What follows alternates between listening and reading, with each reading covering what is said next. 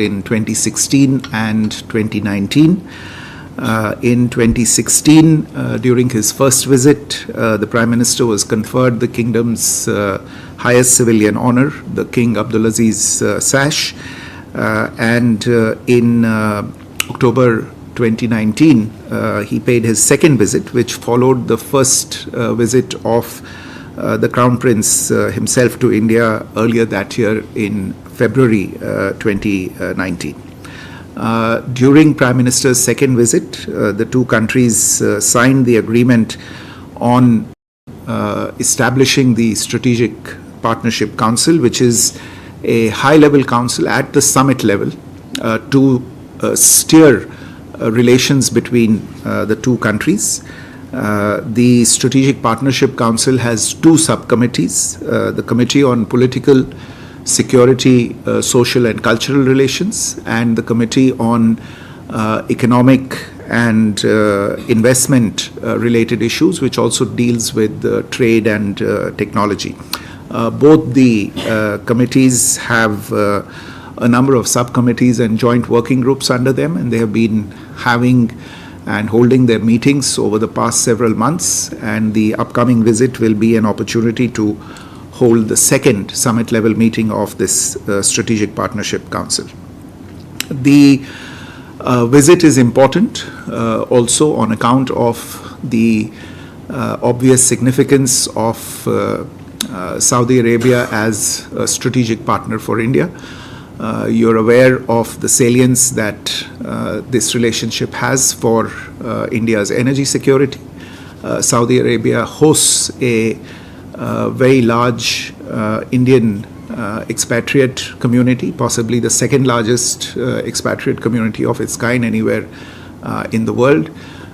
Saudi Arabia is a leading voice in the Islamic world and is increasingly playing an important role in regional developments. And therefore, from all of these perspectives, the visit provides an opportunity to build on the already strong relations with this strategic partner.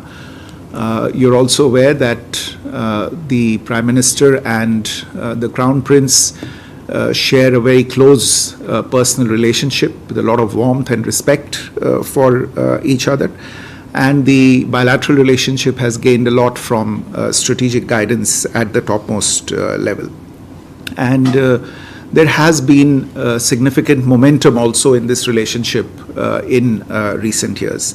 And in this context, two areas that I would like to underline are defense and economic ties between the two countries. The defense partnership has witnessed several firsts in the past few years. We had the first ever joint land forces exercise between the two countries in 2024. I think it's called the Sadat Tansik 1. Two editions have been held of joint naval exercises. We've had regular exchanges on training and capacity building, and staff talks are taking place across all the three services. Our cooperation has also expanded on the defense industry front, and India is gaining space as an important supplier of defense stores to Saudi Arabia, and a special agreement on the export of munitions to the kingdom worth about $225 million was signed last year. The economic partnership also continues to grow. The value of total trade between the two countries in 23-24 was nearly $43 billion. In Saudi Arabia is India's fifth largest trading partner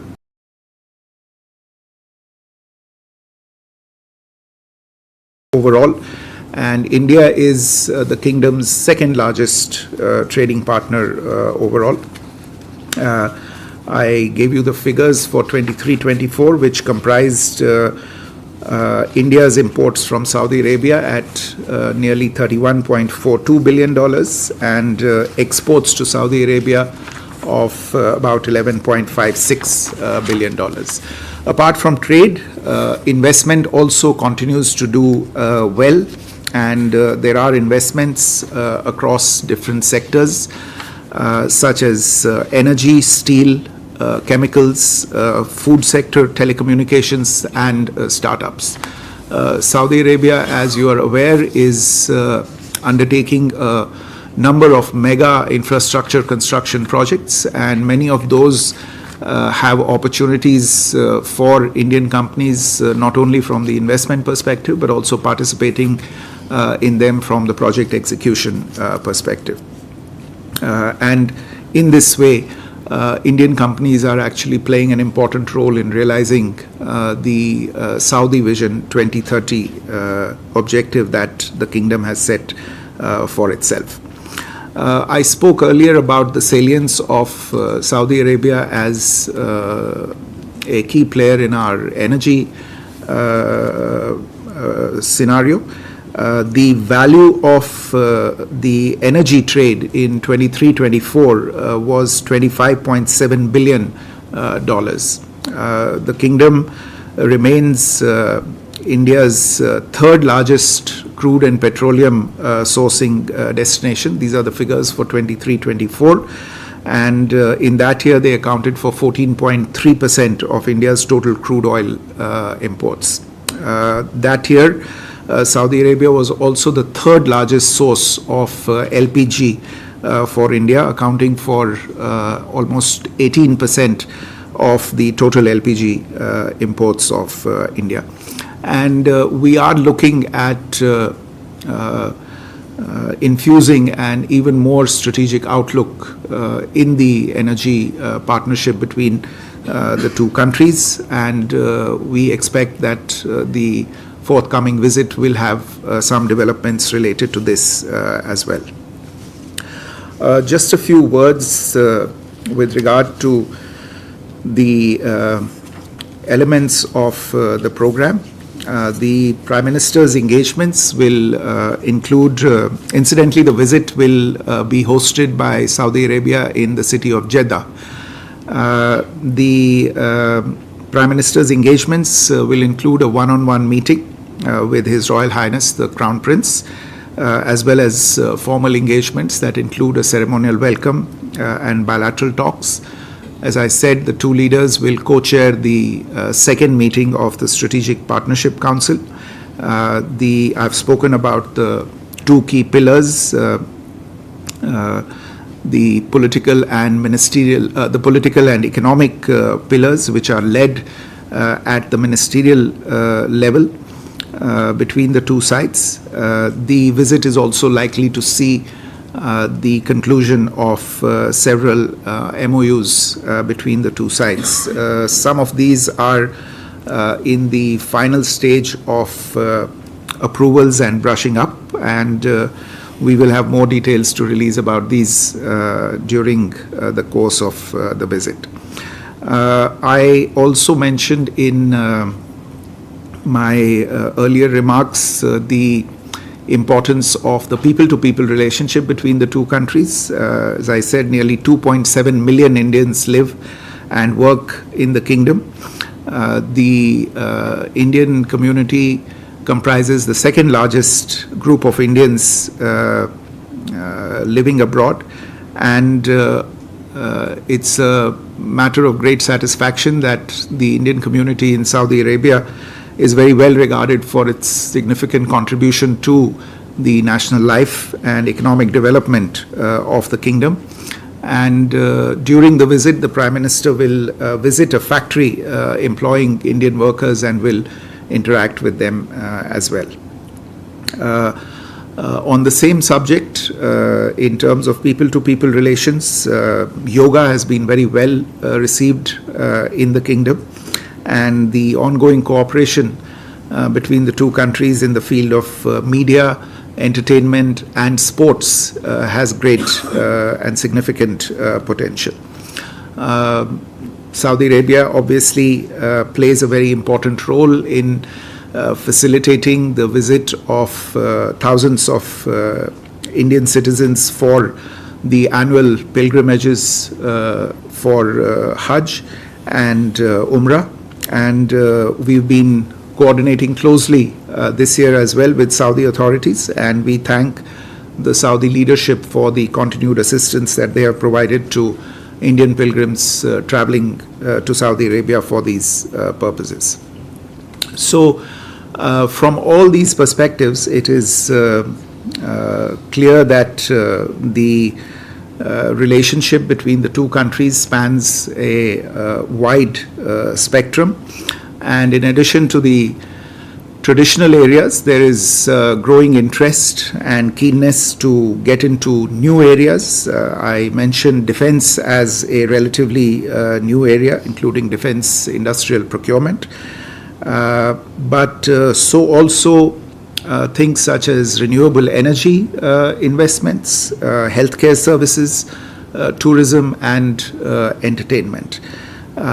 You would recall that on the sidelines of the G20 summit in September 2023, Saudi Arabia was amongst the other partners that joined India in the conclusion of the India-Middle East-Europe Economic Corridor Agreement.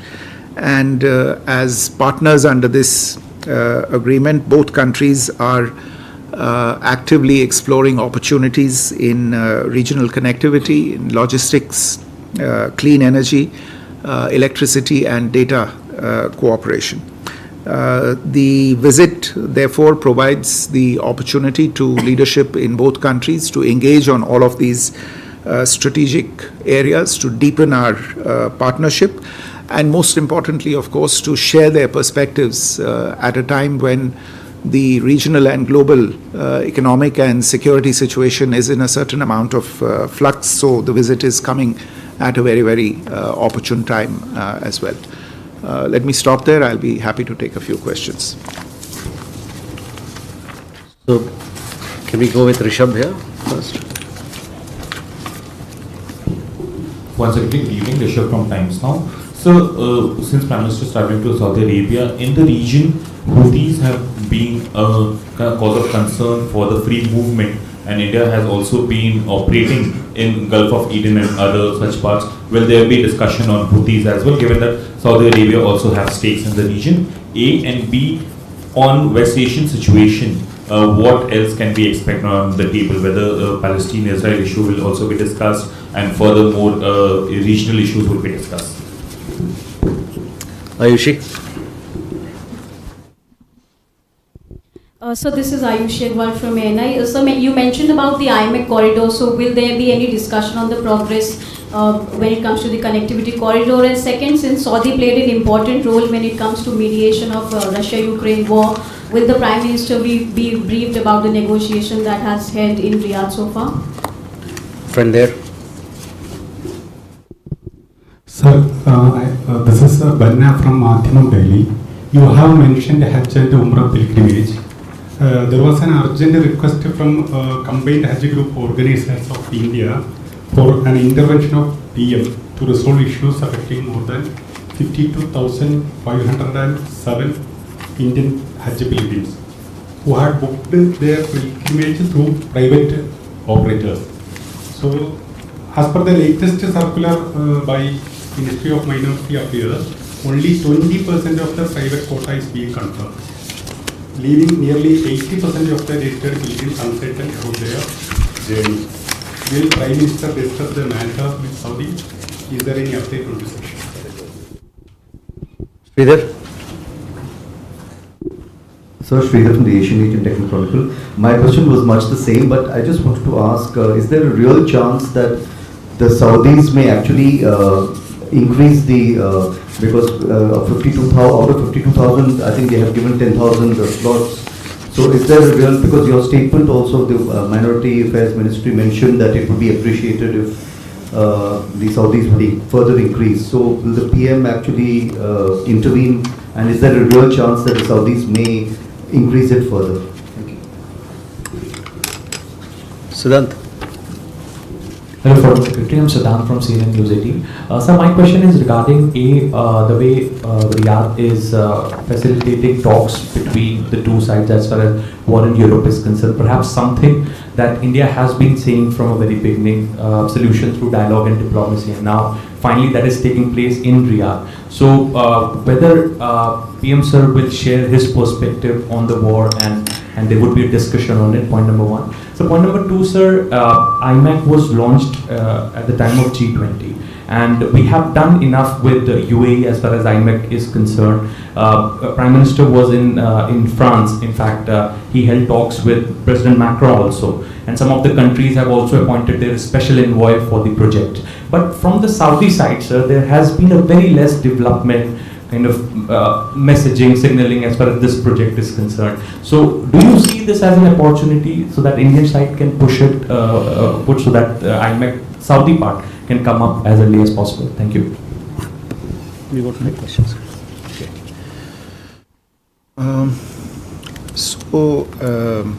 To Rishabh's first question related to Houthis.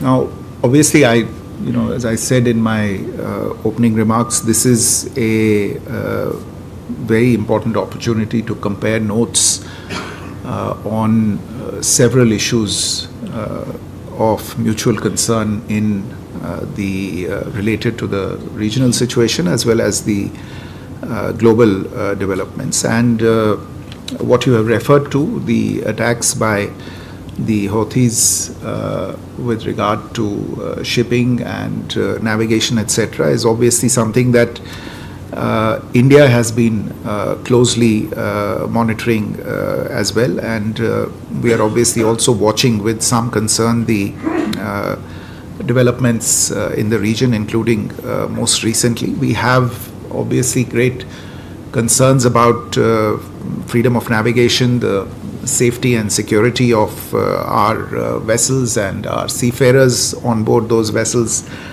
in the region. As you mentioned, the Indian Navy has mounted a significant effort in that area and already taken a number of measures to ensure the safety of merchant ships and seafarers. We've conducted several anti-piracy operations and several search and rescue and relief operations as well, responding to a number of distress calls that have been received from platforms that have come under attack in the region. So I think given the stakes that both sides have in this particular area, not just from the economic and commercial perspective, but also from the political and strategic perspective, I would imagine that this is going to be a significant area of discussion between the two sides. I won't prejudge exactly what the contours will be and what the outcome will be, but I think this is definitely going to be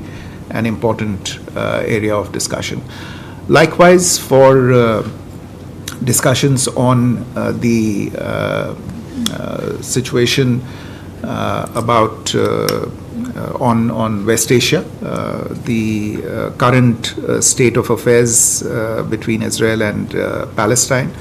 And obviously on that front also, we've seen developments of some concern.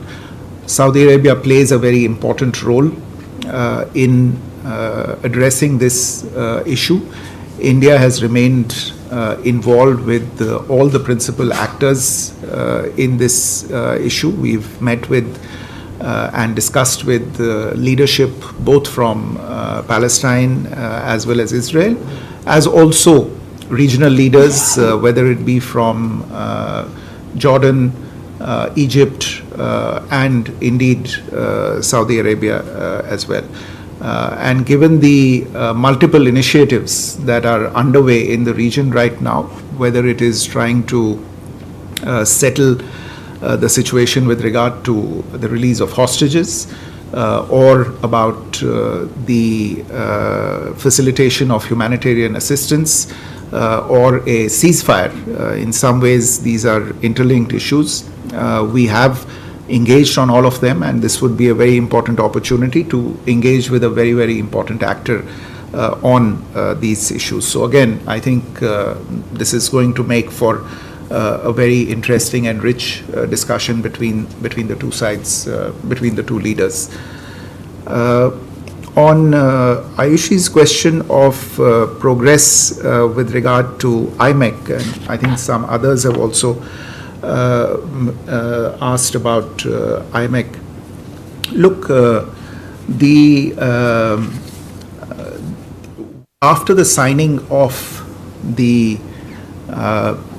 framework understanding on IMEC in September 2023, we obviously had, all the partners had an urgent regional situation to address, which meant that the kind of groundwork that was foreseen between all the partners could not begin immediately.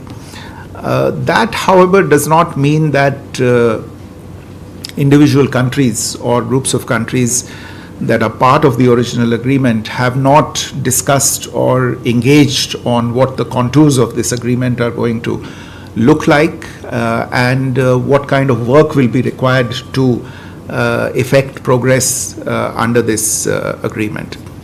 Much of the work, for instance, related to infrastructure linkages, some of the missing infrastructure linkages, as it were, in the IMEC corridors, is work that makes sense for many of those countries to undertake, whether those links become part of IMEC eventually or not.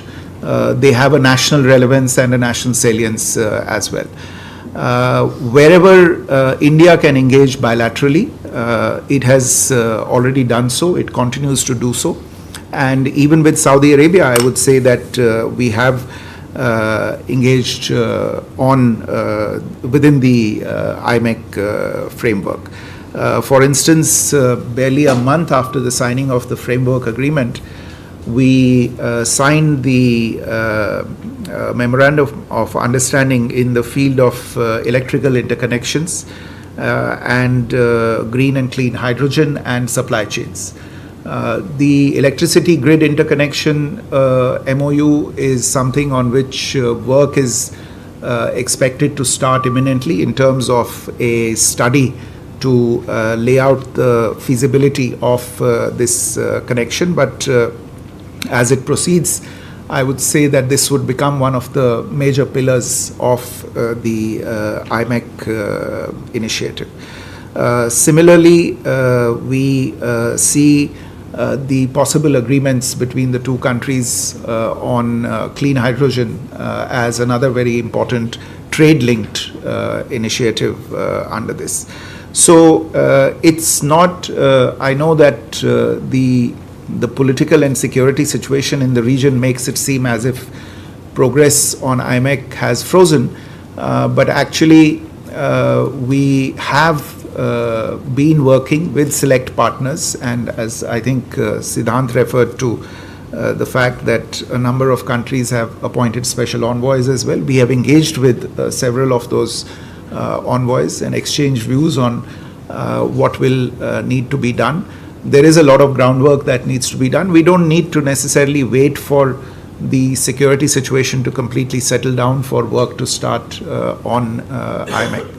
And you will see, as I imagine in the fairly near future, engagement on IMEC across the all of the partners, original as well as prospective partners, will at some point fructify on the ground. But there is work that has already been going on, and I'm sure during this meeting as well there will be references to what more can be done to take forward work on IMEC. Insofar as the other question on the role that the kingdom is playing on facilitating contacts between Russia and Ukraine and the United States with regard to the conflict between Russia and Ukraine. Again, obviously, I think some other friends have also raised this question, but it is going to be a significant area of discussion.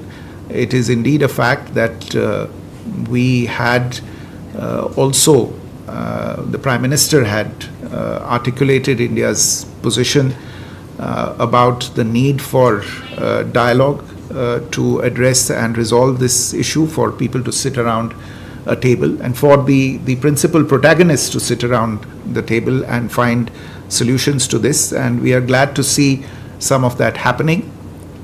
And it's good that a partner such as Saudi Arabia is involved in this exercise. Again, I cannot prejudge what the nature of the discussions will be, but this is going to be a significant subject of discussions between the two leaders as well. So your question on the combined Hajj group operators. You are aware that over the last decade, we have, government has actually accorded very high priority to consistently raise India's quota, annual quota for pilgrims to be able to perform the Hajj pilgrimage. And it is as a result of these sustained efforts pursued over nearly a decade that India's Hajj quota has risen from 136,020 in 2014 to 175,025 in 2025. Now, you are familiar, I imagine, with the manner in which this quota is handled and administered. And for those colleagues who may not be aware of the minutiae in this regard, out of this total quota of 175,000, the Ministry of Minority Affairs, which works through the Hajj Committee of India, is responsible for managing arrangements for 122,518 pilgrims in the current year under the main quota. And as the Ministry of Minority Affairs has already shared, for this part of the quota that is their responsibility, all the necessary preparations, including the finalization of the flight schedules, transportation, accommodation, etc., have been taken up and completed as per Saudi guidelines. The remaining quota of roughly 52,000 is allotted for administration and management, as is customary practice over a long period of time, to private tour operators. Now, the process of administration of the Hajj is eventually something that is within the domain of the authorities of Saudi Arabia, and in keeping with their updated directions, the Ministry of Minority Affairs this year consolidated a very large number of operators, private operators, more than 800, into 26 combined Hajj group operators, and allocated a quota to them well in advance. It is a different matter that many of these, or probably most of these operators were unable to comply with the timelines that had been set by the Saudi authorities, and they failed to finalize the required contracts that were needed for accommodation, especially in MEA, and the transportation arrangements on the ground. And I think we eventually were, or the operators were eventually faced with a situation where they had not completed the necessary formalities, and the deadlines could not be extended any further. In fact, the deadlines have not been extended for any country this year. We have engaged with Saudi authorities at multiple levels. The Saudi authorities have told us that they are very concerned about the safety of the pilgrims and their well-being, especially in MENA. You're aware that the Hajj sometimes takes place, as it will this year, in very hot conditions. Space is always at a premium. You're also aware of the very unfortunate accident that took place last year that resulted in the loss of a large number of lives. So the concern is that we have seen on the part of Saudi authorities is well placed. But nevertheless, the government continued to persist and raise with the Saudi authorities the issue of allowing or enabling the private tour operators to be able to use the quota or part of the quota that was allotted to them. And as a result of this intervention, there has been an in principle agreement whereby the Saudi Hajj Ministry has agreed to facilitate the registration of an additional 10,000 pilgrims based on current availability in MENA. The Ministry of Minority Affairs has been in touch with the combined Hajj group operators to essentially get them ready to avail of this opportunity, and we look forward to the facilitation of this in the very, very near future. We obviously appreciate this gesture from the Saudi authorities. We remain in touch with them for any further measures that they could take to accommodate more pilgrims. The facilitation of the Hajj is a very important issue bilaterally between India and Saudi Arabia, and it is only to be expected that this issue will figure in the discussions during the upcoming visit. I think I've already addressed Siddhant's questions related to IMEC and the discussions on Russia, Ukraine, etc. So, Kalol, you have a question there? Kalol Bhattacharjee from the Hindu, sir.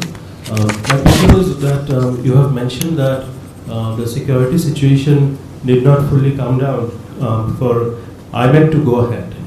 So the question is India going to keep aside the two-state solution before going ahead with IMEC? Okay. Sudhi, you have a question? Thank you, Foreign Secretary, for doing this. Sudhir from Bloomberg. So, just wanted an understanding when you say infuse more strategic dimension to the energy relationship. India has reduced, in fact, halved its pickup of crude oil in comparison to 2019. Is there a promise or an assurance that we are giving to Saudi Arabia to pick up more crude? B, is there any understanding that you could give us on the the promise of Saudi Arabia to invest $100 billion, including a refinery in India? Where does that stand? And finally, sir, do you expect the Prime Minister and the Crown Prince to discuss the controversy in India about Waqf board and the changes in the law? Uma? Sir, I'm Uma speaking from the Stat News Global. I have two questions. You talked about defense and economic economy to be in the agenda. So will the India GCC FTA be part of this talk? And in the defense, there has been an interest from the Saudi side to participate in jointly manufacturing defense platforms. Will that be discussed? Siddhant? So Siddhant from Beyond. So on the diaspora aspect, how much there will be a conversation given the fact that the largest number of Indians who are in jail anywhere in the world is in Saudi Arabia? That's my first question. My second question is, Saudi Arabia is a leading voice not in the Islamic world but also in the Organization of Islamic Cooperation. Now that grouping has seen Pakistan misusing that grouping a lot. So how much India will sensitize the Saudi side that Pakistan should not misuse it for anti-India purposes? Keshav? Thank you, sir. Keshav Padmanabhan from the Print. Two questions on defense. I know we've signed this deal for $225 million of export of munitions. Are we going to look at more such exports? Is that going to be discussed as a part of the larger strategic relationship? And secondly, BRICS had invited Saudi Arabia to join as a member. This is still a pending issue. Is this going to be discussed, or will this come up between the discussions between Crown Prince Salman and Prime Minister Modi? And would we see some movement with regards to BRICS during this meeting, sir? Thank you. एक दो सवाल ले last round. Okay, we can. Maybe let's address these.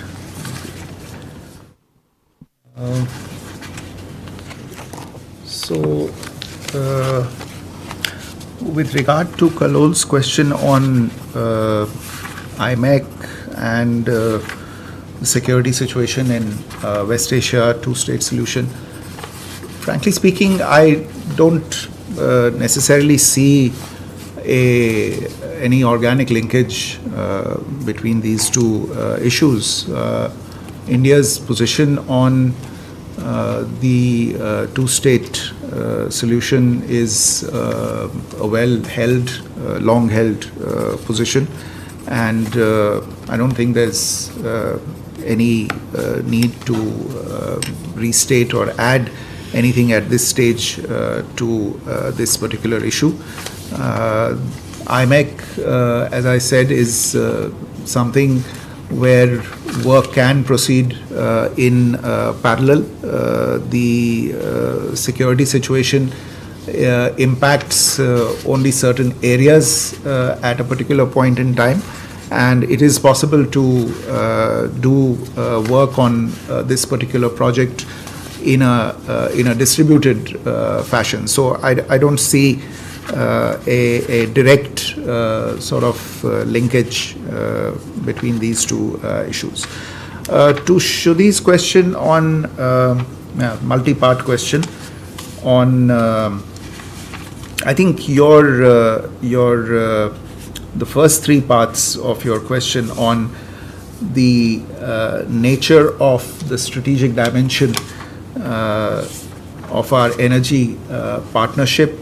What are the prospects for picking up more crude from Saudi Arabia and prospective investments, including in a refinery by Saudi Arabia. They're all linked in one way or the other. Insofar as picking more crude is concerned, you're well aware that India buys crude on the open market. We are companies that are involved in the commerce of crude are essentially looking at prices, availability, and security of and ease of supply.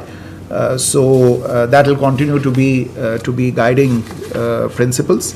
But obviously, with countries such as Saudi Arabia, that has been a reliable partner for a very long period of time, we'll always look to strengthening our relationship with them.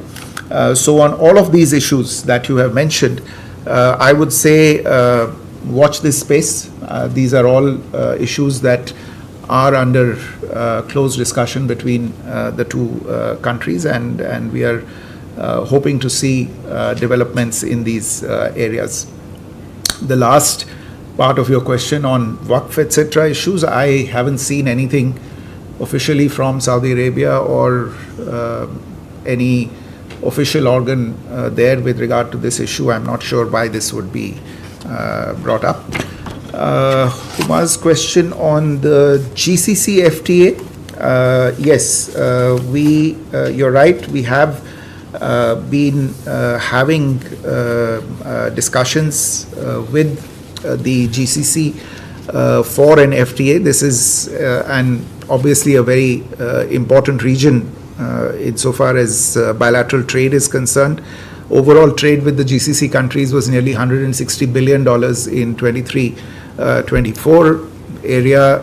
This region has some of our largest energy suppliers, and again features most of the members of the GCC host large Indian diaspora communities and Indian business entities, and therefore an FTA with the GCC would obviously unlock tremendous economic potential in the partnership. We are keen to make progress.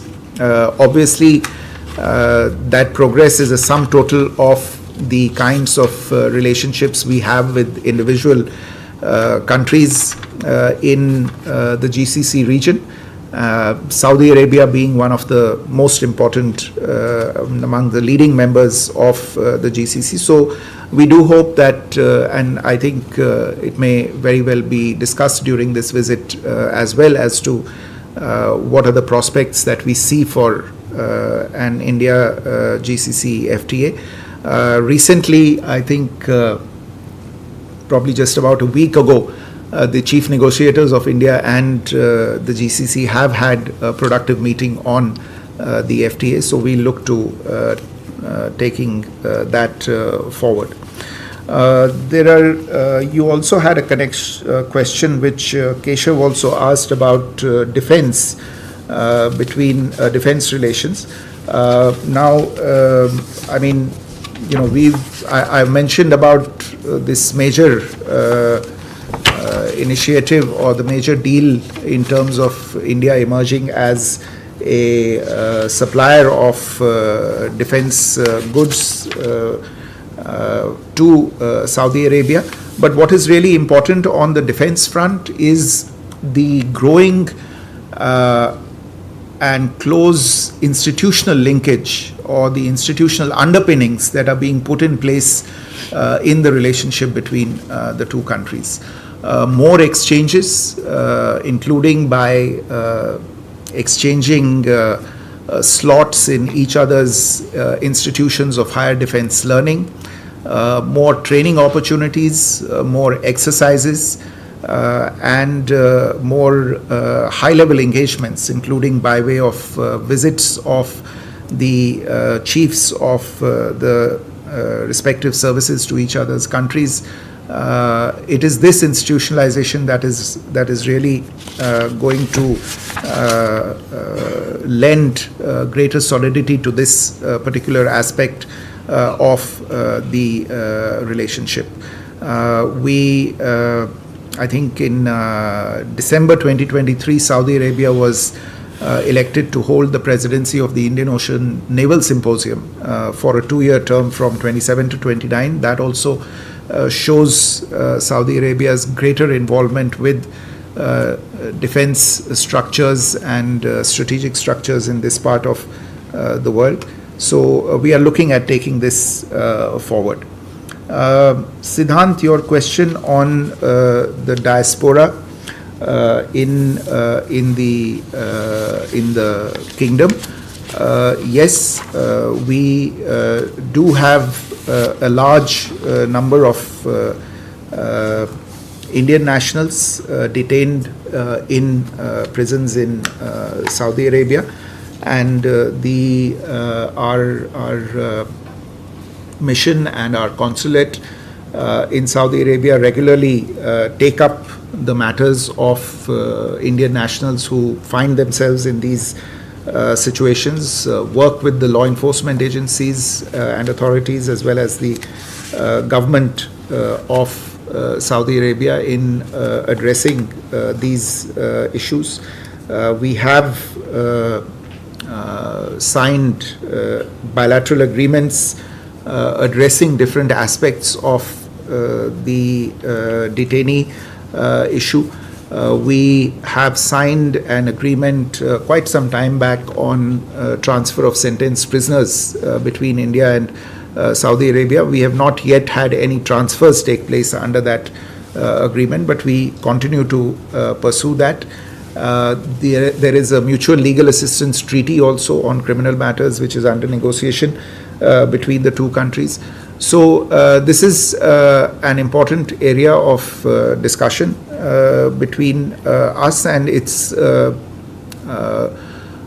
allotted the highest priority in discussions at every level between the two countries. I'm sure this will be high on the agenda during the forthcoming visit as well.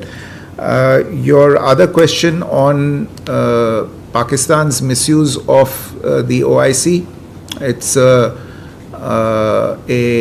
habit of long standing, one that we have regularly spoken out against, and also raised with our friends and partners in the OIC. There is a certain view about these shenanigans that Pakistan practices in the OIC on the part of our colleagues and friends amongst the other members of the OIC, but we will continue to share our views and bring to their attention what exactly we think of these attempts that Pakistan habitually makes. Keshav's question on BRICS during the meeting, can't say really whether it will come up in any substantive manner. As you are aware, Saudi Arabia was offered membership. It has not attended at all the levels and in all the forums that BRICS has. We continue to remain engaged with Saudi Arabia to try and gauge and understand their approach to the organization, and I think we'll wait for further developments and for Saudi authorities to share with us how exactly they see their evolving role in this organization. I think we have maybe a couple more. Aisha.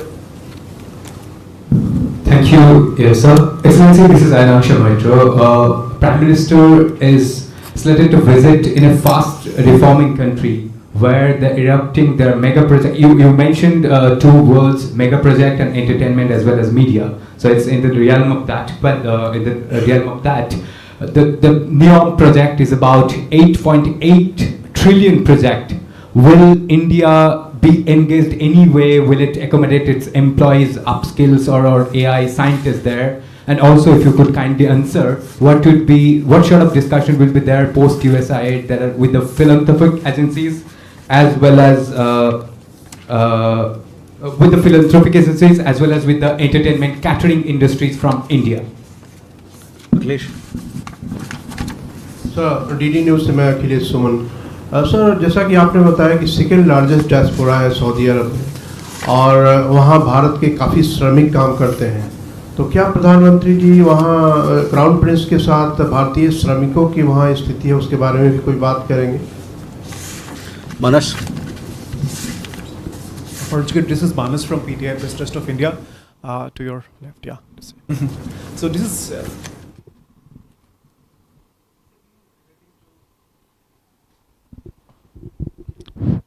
this is again relating to Saudi Arabia's announcement in 2019 during Crown Prince's visit to invest USD 100 billion in India in strategic sectors, including energy sector. So what is the status? And there is a plan also, in fact, a decision to set up a joint working group to channelize the planned investments in various sectors in India. Has the JWG was formed? And if yes, in fact, what are the recommendations, how it is actually looking at the planned investments by Saudi Arabia? Could you just throw some light on that? Last question, yeah. Thank you. While award from Arab media, actually, I just one question is regarding to the defense relation between India and Saudi Arabia in terms of the regional security arrangement in the region. Will it be more of an Indian presence in the region there if warships and all?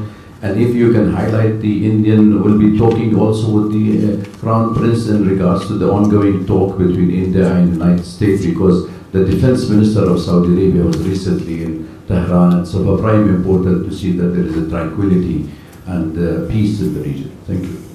Sir. Okay. So on the developments that are taking place in Saudi Arabia in a number of fields, and you referred to NEOM, which is one of the so-called giga projects that is being pursued by the kingdom.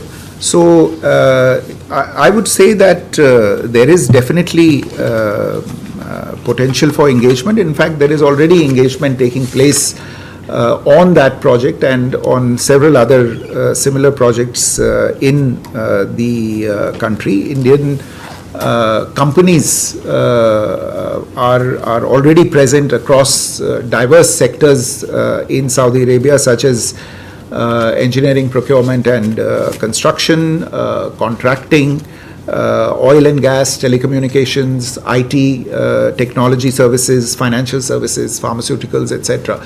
And a number of our large companies such as L&T, Tata's, construction companies such as Shapurji Palanji and others have already established a presence and are already involved in several of these projects in one way or the other. So I think that aspect is well and truly underway already. And on the entertainment front as well, you're right, Saudi Arabia is paying attention to this particular issue. And as you would be aware, we have a major event that we will be hosting, the World Audiovisual and Entertainment Summit in India, in Mumbai early next month. And we've been in discussions with Saudi Arabia as well. And I fully expect that we will host a high-level official delegation from Saudi Arabia for this summit, which will help to build bridges in the media and entertainment industries between our two countries. It will not just enable and facilitate more access to content from each other's countries, but also open the doors for joint production projects and initiatives between the two countries. सुमन, आपका जो सवाल है ये diaspora और भारतीय श्रमिक जो हैं सऊदी अरेबिया में, क्या उनके बारे में बातचीत होगी? मैंने पहले ही जैसे कहा कि ये एक बहुत ही महत्वपूर्ण विषय है और दोनों देशों के बीच में कई स्तरों पे इस विषय पे बातचीत चलती रहती है और चाहे समिट लेवल हो या मंत्री लेवल पे हो या अफसरों के स्तर पे हो, ये एक ऐसा विषय है जिन पे रोज़ाना ही बात होती है। और मुझे विश्वास है, जैसे मैंने कहा, अब की बारी प्रधानमंत्री जब जाएंगे तो वो एक फैक्ट्री प्रोजेक्ट में जाएंगे जहाँ पे भारतीय कार्मिक वहाँ पे हैं, कारीगर वहाँ पे हैं, उनसे मिलेंगे, उनसे बातचीत करेंगे, उनके हाल के बारे में पूछेंगे। तो ये तो एक मुझे ऐसा प्रतीत होता है कि ये विषय अब की बारी जो यात्रा होने वाली है उसमें भी ये विषय उठाया जाएगा। On Manas, your question on I addressed this earlier. Look, I mean, there is the prospect of significant investment from Saudi Arabia. There are a few procedural issues that Saudi Arabia had raised with regard to the environment in which the Saudi businesses, and principally insofar as this kind of investment is concerned, Saudi sovereign wealth funds, for instance, would invest in India. There are certain issues that they had raised, and we have worked very constructively on those issues. The joint working group that you referred to, I think what you are referring to is the high-level task force on investment. The HLTFI was set up in October 2023, and it had its first meeting last year. Since then, it has had several meetings, both physically as well as virtually.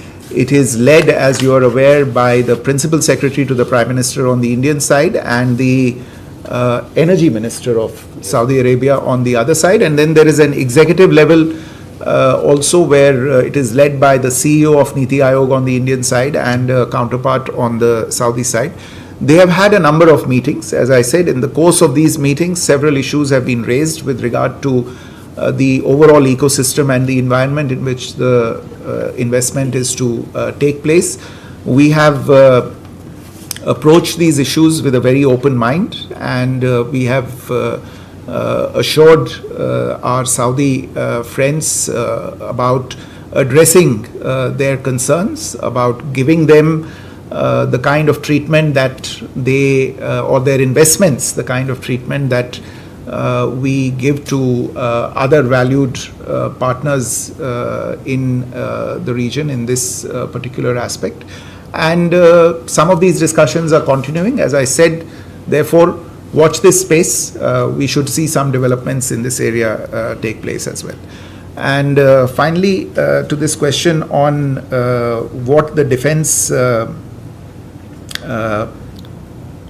cooperation holds, I mentioned that we are attempting to give more substance to the partnership. The opening of defense procurement is one major area, but the setting up of an architecture through which or on the basis of which the two countries engage with each other at leadership level and at the professional operational level as well is going to be an area of attention in the months and years ahead.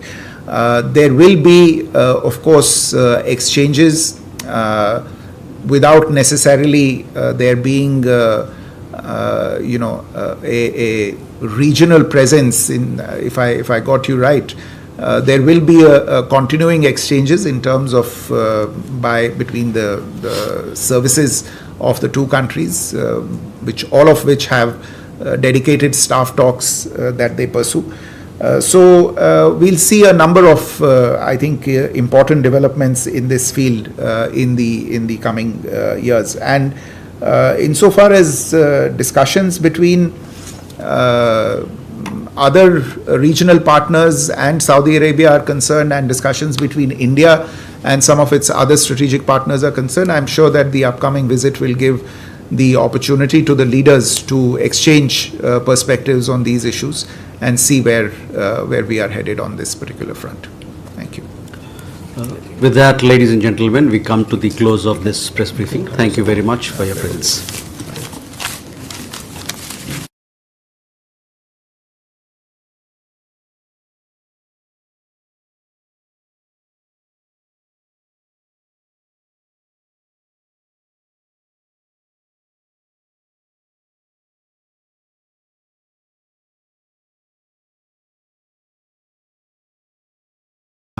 Crown Prince and Prime Minister of the Kingdom of Saudi Arabia.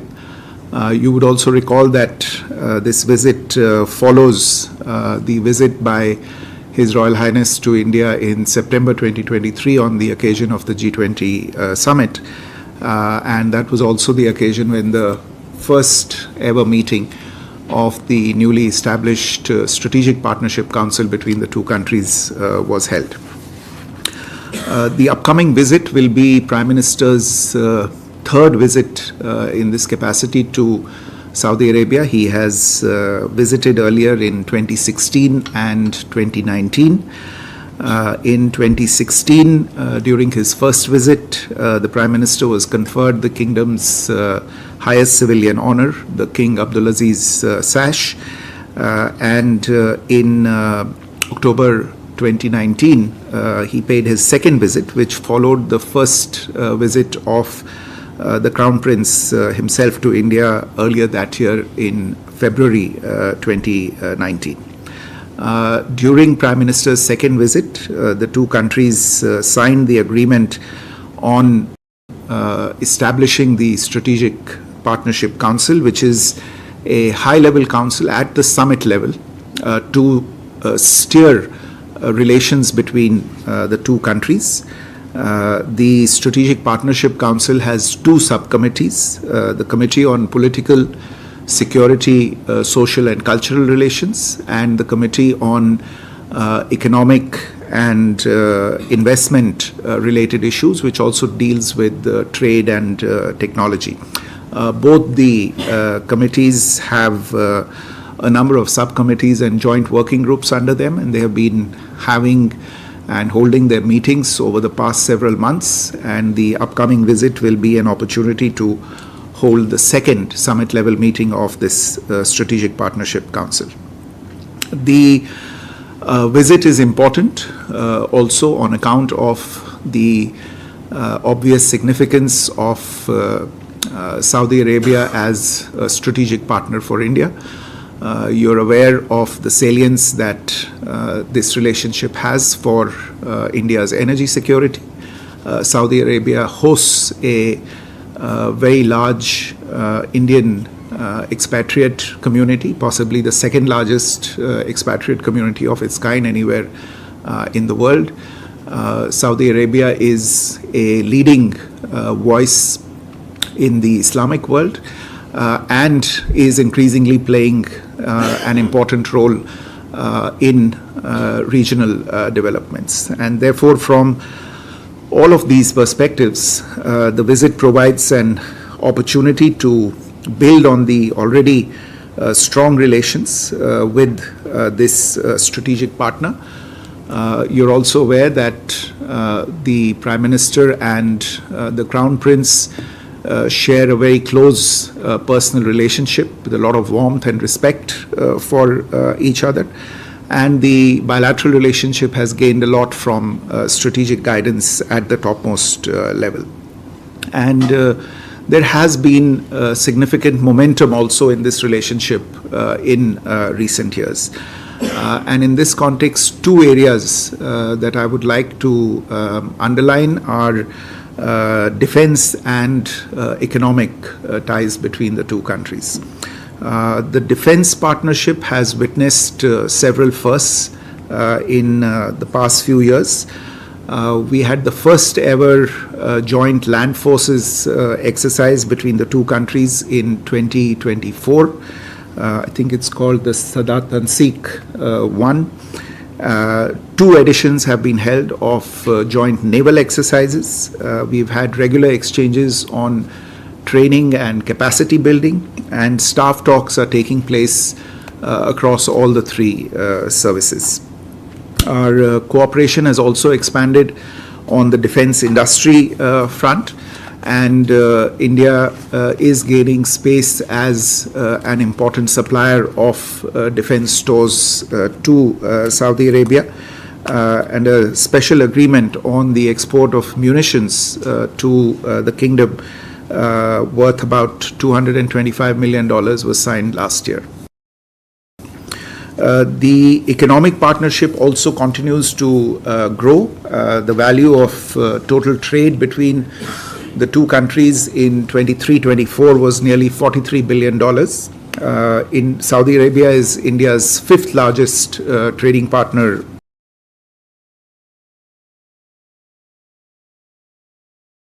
overall, and India is the kingdom's second largest trading partner overall.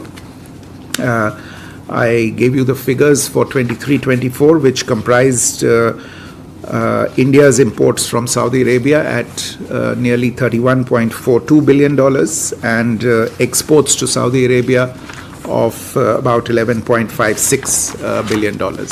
Apart from trade, investment also continues to do well, and there are investments across different sectors such as energy, steel, chemicals, food sector, telecommunications, and startups. Saudi Arabia, as you are aware, is undertaking a number of mega infrastructure construction projects, and many of those have opportunities for Indian companies, not only from the investment perspective, but also participating in them from the project execution perspective. And in this way, Indian companies are actually playing an important role in realizing the Saudi Vision 2030 objective that the kingdom has set for itself. I spoke earlier about the salience of Saudi Arabia as a key player in our energy scenario. The value of the energy trade in 23-24 was $25.7 billion. The kingdom remains India's third largest crude and petroleum sourcing destination. These are the figures for 23-24. And in that year, they accounted for 14.3% of India's total crude oil imports. That year, Saudi Arabia was also the third largest source of LPG for India, accounting for almost 18% of the total LPG imports of India. And we are looking at infusing an even more strategic outlook